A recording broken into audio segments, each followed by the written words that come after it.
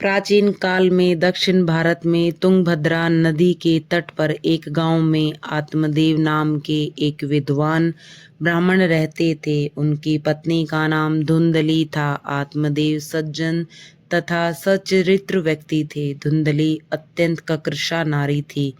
आत्मदेव धन धान्य से संपन्न थे। उनके कोई संतान नहीं थी, इसीलिए वह बहुत दुखी रहते थे। संतान प्राप्ति के लिए उन्होंने कई प्रकार के उपाय किए, लेकिन कोई सफलता नहीं मिली। पुत्र के बिना पिंडदान कौन करेगा, यह सोच सोच कर वह दुखी थे। निराश होकर उन्होंने आत्महत्या करने की ठान ली। उन्हें नहीं मालूम था कि इससे तो मृत्यु के बाद प्रेत योनि ही मिलेगी। वह घर बार छोड़कर निकल गए। मार्ग में नदी थी। नदी के तट पर उन्हें एक महात्मा मिले। उन्होंने आत्मदेव से दुखी होने का कारण पूछा। आत्मदेव ने महात्मा को सारी बातें साफ साफ बता दी। महात्मा ने उन्हें बहुत समझाया। बोले, आत्महत्या से तो परलोक भी बिगड़ जाएगा। तुम्हारे पुत्र नहीं है, भगवान की कृपा समझो। भजन करने का अवसर मिला हुआ है। पुत्र होगा तो झंझटें बढ़ेंगी, माया जाल में फंसोगे, और कौन जानता है पुत्र सुयोग्य ही होगा। महात्मा की बात सुनकर आत्मदेव बोले, महाराज आप तो सन्यासी हैं, इसीलिए ऐसा कहते हैं। पुत्र का सुख सन्यासी क्या जाने। मुझे तो पुत्र ही चाहिए, अन्यथा प्राण त्याग दूंगा। महात्मा को उस पर दया आ गई। संत दयालु तथा परोपकारी होते ही हैं। उन्होंने आत्मदेव को एक फल देते हुए कहा, यह आम का फल अपनी पत्नी को खिला देना। इस फल को खाने से तुम्हारी पत्नी एक सुयोग्य बालक को जन्म देगी। सन्यासी से फल लेकर आत्मदेव खुशी खुशी घर लौट आए और पत्नी को फल देकर उसे सब कुछ समझा दिया। धुंधली की एक छोटी बहन थी। उसने धुंधली को उल्टा समझाया। अरे बहन, पुत्र के चक्कर में क्यों कष्ट मोल ले रही हो। प्रसव में असहाय पीड़ा होती है। मैं गर्भवती हुई हूँ।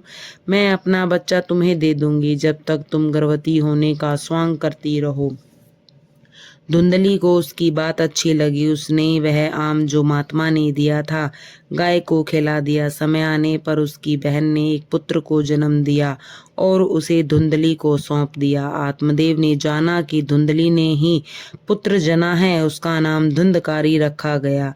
उधर गाय ने भी एक बालक को जन्म दिया। बालक के दोनों कान गाय के समान थे, अतः उसका नाम गोकर्ण रखा गया। आत्मदेव ने धुंधकारी तथा गोकर्ण का पालन पोषण एक समान पुत्रवत किया। बड़ा होने पर गोकर्ण महात्मा के कहे अनुसार हर प्रकार से बहुत लायक निकला।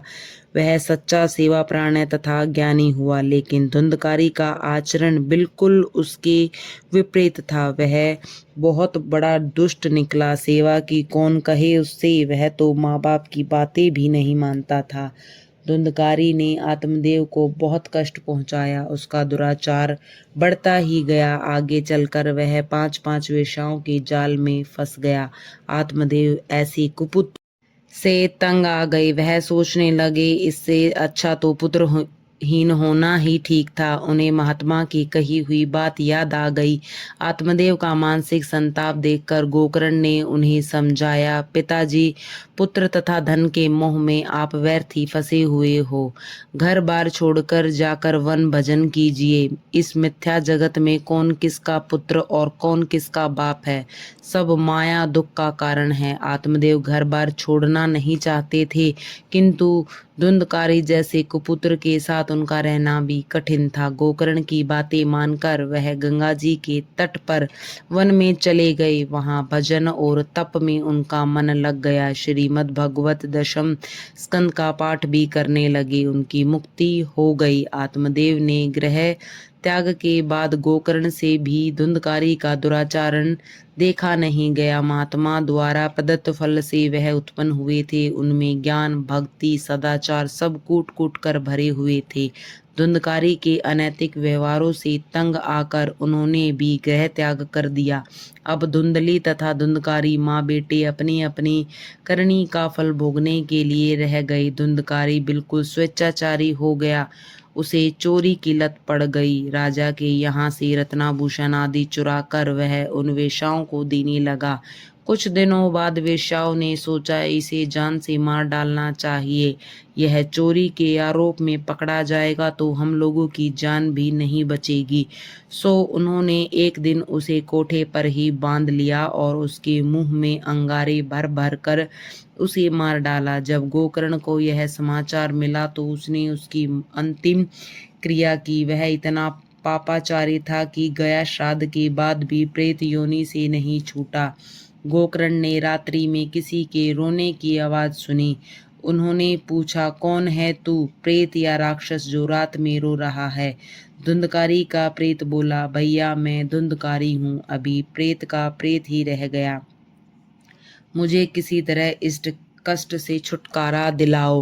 गोकर्ण ने सूर्य नारायण से उसकी मुक्ति की युक्ति पूछी तो सूर्य नारायण बोले, इसने जीवन में स्नान दान त्रिकाल संध्या तक नहीं किया, पाप ही पाप बोल रहा है, तो फल कौन काटेगा?